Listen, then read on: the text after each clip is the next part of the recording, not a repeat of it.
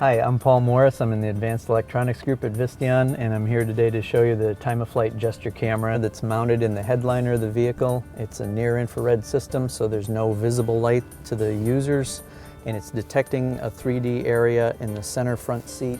You'll see me interacting with the center display, but there's no actual touchscreen surface on this. It's just a raw display. Any of the interaction is actually controlled by the time-of-flight camera.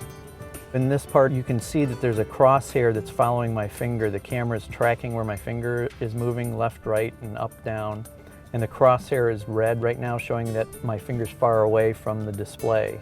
As I come in closer, the cursor goes to yellow, and so I can do interactions in this range.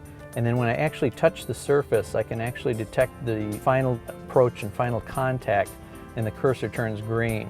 So I can design the system to manage several different interaction zones. We can turn the system on and off by having these contact areas that are independent of the display. So we have a particular button set up with this little contact at the spot that lets me turn it on and off. Some of the music features, for example, I can use this just like a touch screen, and I can move between these different media selections. If I wanted to start playing one of these, I can begin to play it. If I wanted to change the volume, I can open my hand this way and increase the volume or decrease the volume just with a simple hand gesture. When I begin playing the music, if I wanted to pause it, I can just put my hand up like this and give it a pause function. If I go into the balance fade control, I can do a gesture, for example, like this, and adjust to the left or to the right, forward or back. Well, if I use that particular hand gesture to increase or decrease my volume in the audio portion, if I switch to climate and I want to do something like change my airspeed, for example, I can use that same gesture and increase fan speed up or down. I could also increase my temperature up or down.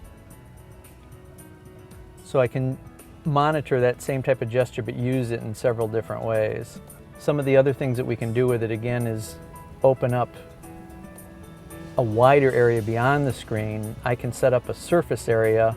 So for example, I can use this little spot on my instrument panel to make contact and turn that into a virtual button without actually adding a button. I can do things like opening the glove box.